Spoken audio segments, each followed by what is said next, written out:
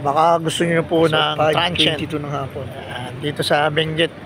Napakaganda po ng lugar na to. 5:22 ng hapon. Yan, makita nyo. Paging na po dito.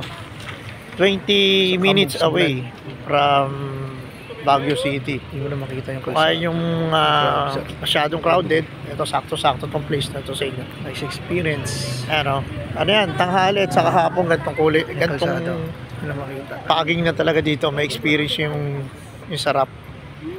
Saka yung pwesto dito, the best pag-agahan. Saka gusto nyo mag-anuhin, chillax lang talaga. Saan? Yan. Yan, dito kami tumatambay. Dito nakaparada yung sakyan. Safety yung sakyan yung pwede may parking. Sa dami ng... Sa kabila naman, ano rin, overlooking din ng mga pananim. kalsada. Saka safety dito dahil may gate. Ito yung kabilang side.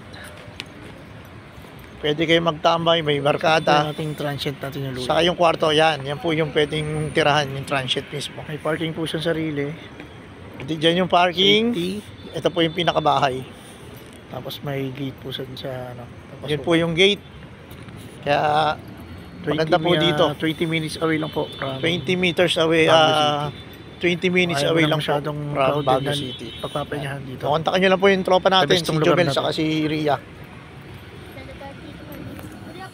Puta lang natin lamig. ulit. Wow. Yan. Ito yung overlooking nila talaga. Ito yung best place. Dito yung masarap mag-agahan.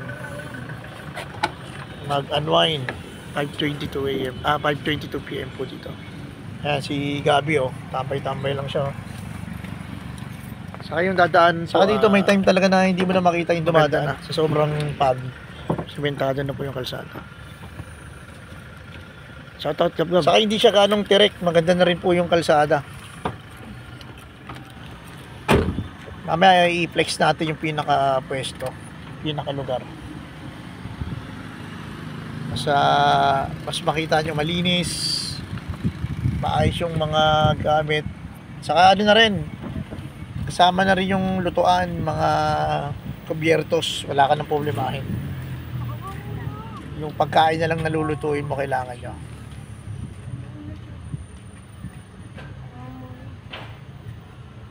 Ayan, napakaganda kong misis. Shout out! Ayan, si JC.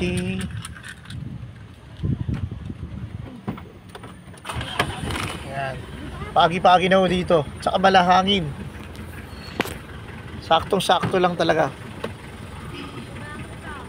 May sasakyan ka rin lang naman, saktong pwesto na to.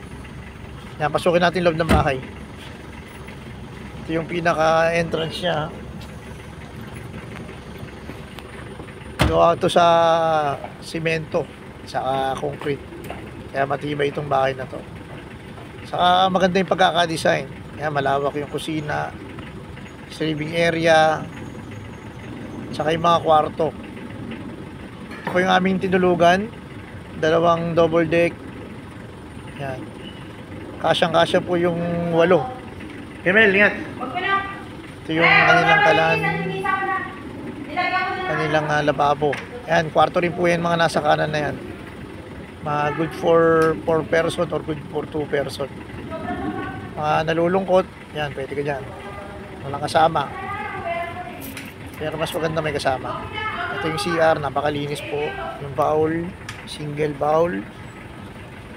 Ayan, single bowl, hindi kayo magagawan dito. Tapos, yan, yung CR na hot and cold na rin po. Napakalinis po dito.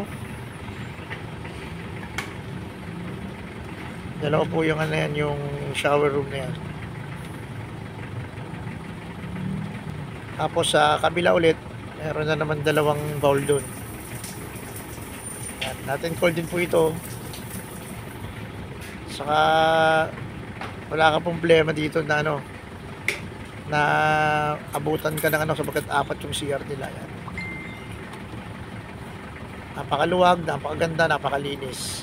Kontakin nyo lang po yung may-ari, si Jomel, tsaka si Ria. Free na rin kayo ng mineral water. Pwede na kayo magluto, may mga kubiertos saka ano rin mga plato, kutsara. Yan, yung pinakasala. Dito lang ito sa ano, sa Benguet.